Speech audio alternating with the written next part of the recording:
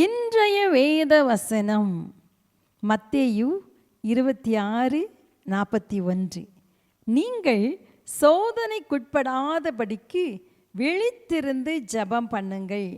ஆவி உற்சாகம் உள்ளதுதான், மாம்சமோ பலவீனமுள்ளது என்றார். அருமையானவர்களே, கிறிஸ்தவ வாழ்க்கையானது ரோஜா மலர் படுக்கை அல்ல. அது ஒரு யுத்த களம்.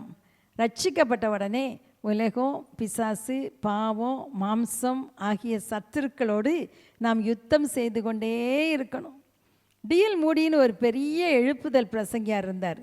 ஐரோப்பா கண்டத்தையும் அமெரிக்கா கண்டத்தையும் தன்னுடைய பிரசங்கத்தினால அத்தனை மக்களையும் அப்படியே பரலோகத்துக்கு தூக்கி கொடுத்து விட்டார் என்று சொல்லுகிற அளவுக்கு வல்லமையான ஊழியக்காரர். அவ்வளோ பேரை ஆண்டவருக்குள்ளே நடத்தினார். ஆனால் அவர் தமது 60வது வயதில் சொல்கிறார், நான் தினமும் டிஎல் மூடி என்ற மனிதனோடு போராடி கொண்டிருக்கிறேன். அதாவது அவர் தனது மாம்சத்தோடே போராடி ஜெயிக்க வேண்டியதாக இருந்தது. இயேசு கிறிஸ்து கெத்செமனே தோட்டத்தில் தூங்கி கொண்டிருந்த சீஷைகளை பார்த்து தானே இப்படி சொன்னார், நீங்கள் சோதனைக்குட்படாதபடிக்கு விழித்திருந்து ஜெபம் பண்ணுங்கள். அருமையானவர்களே, சீஷர்களுடைய ஆவி உற்சாகமாக இருந்தது, மாம்சமோ பலவீனமாக இருந்தபடினாலே ஜெபிக்க வேண்டிய நேரத்தில் தூங்கி விட்டார்கள். இயேசு அவர்களிடம், நீங்கள் 1 மணி நேரமாவது விழித்திருந்து ஜெபிக்கக்கூடாதா என்று கேட்டார். நான் ரட்சிக்கப்பட்டேன், அபிஷேகம் பெற்றேன் என்றெல்லாம் சொல்லுகிற தேவ பிள்ளைகள் கூட 1 மணி நேரமாவது ஜெபித்து தேவனோடு உறவாடவிட்டால் மாம்சத்தை ஜெயிப்பது கஷ்டம். பிசாசு ஈஸியாக தட்டி விட்டுருவான். இந்த நாட்களில் நிறைய பேர் நாக்குக்கு, அதாவது சுவையான உணவுக்கு அடிமைப்பட்டு இருக்கிறாங்க. அது மட்டும் இல்லை, cellphone, Facebook, TV, Twitter, WhatsApp, தேவனுக்கு கொடுக்க வேண்டிய காரியங்களை இவையெல்லாம் சட்டுன்னு கவர்ந்து இழுத்து தேவனை விட்டு நம்மை பிரிக்கிறது.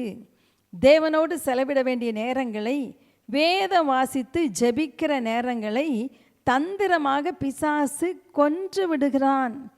மாம்சத்தின் கிரியைகளை ஜெயிக்க வேண்டுமானால் கிரமமான ஜெப நேரம், வேத தியானம் அவசியம். வாரத்தில் 1 நாளாவது கட்டாயம் உபவாசித்து ஜெபிக்க அவங்களை பயிற்றுவித்து கொள்ளுங்கள். தானியேல் ருசியான உணவு பதார்த்தங்கள் அடங்கிய ராஜாவின் போஜனத்தை வெறுக்க காரணம் என்ன தெரியுமா? அவனுடைய இச்சை அடக்கத்துக்கு காரணம் என்ன தெரியுமா? அவனுடைய ஜெப வாழ்க்கை.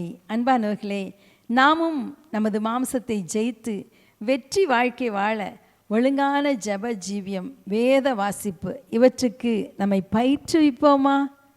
ஆண்டவருடைய வருகை சீக்கிரமாக இருக்கிறது. நாம் அவருடைய வருகையில் செல்ல வேண்டுமானால் சரியான ஜெப ஜீவியத்துக்கு நம்மை பயிற்றுவித்து கொள்வோமா? அன்பின் தகப்பனே, இந்த அருமையான ஜெப நேரத்தில் எங்களை தாழ்த்தி ஒப்பு கொடுக்கிறோம். எந்த சூழ்நிலையிலும் ஆண்டவரே, எங்கள் ஜெபத்தை பணைய வைக்காதபடி தானியேலை போல நாங்கள் ஜெபிக்க, அதனாலே எங்கள் மாம்சத்தை மேற்கொள்ள கர்த்தர் எங்களுக்கு கிருபை தாங்கன்னு சொல்லி ஜெபிக்கிறோம். வேத வசனங்களை தியானிக்க கிருபை தாங்க. இயேசுவின் நாமத்தில் பிதாவே, ஆமேன், ஆமேன்.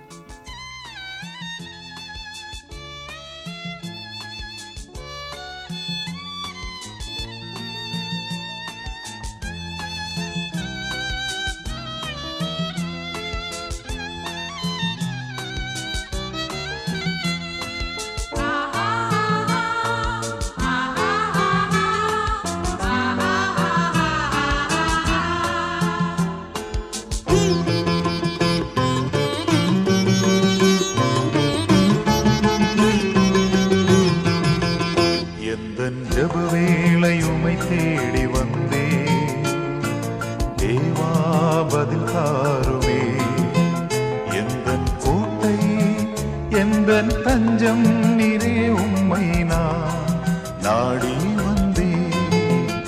எந்தன் ஜெப வேளை உம்மை தேடி வந்தே. தேவா பதில் தாருமே. எந்தன் கோட்டை, எந்தன் தஞ்சம் நீரே, உம்மை நான் நாடி வந்தே.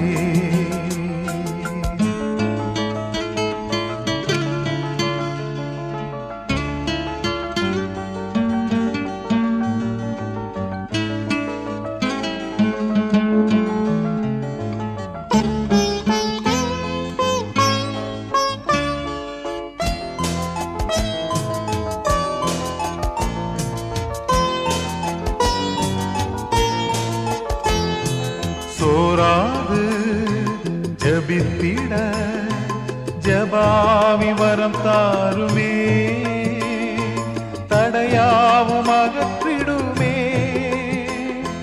தயை கேட்டும் பாதம் வந்தே, எந்தன் ஜப வேளை உமை தேடி வந்தே. தேவா பதில் தாருமே, எந்தன் கோட்டை எந்தன் தஞ்சம் நீரே, உம்மை நான் நாடி வந்தே.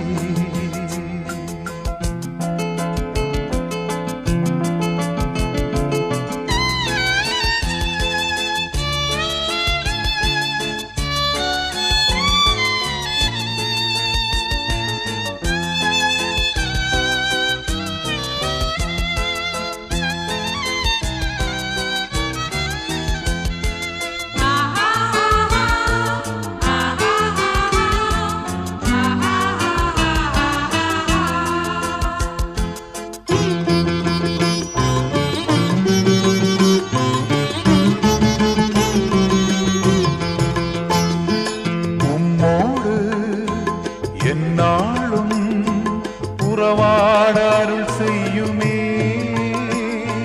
கர்த்தாவே உம் வார்த்தையை கேட்டிட காத்திருப்பேனே. எந்தன் ஜப வேளை உமை தேடி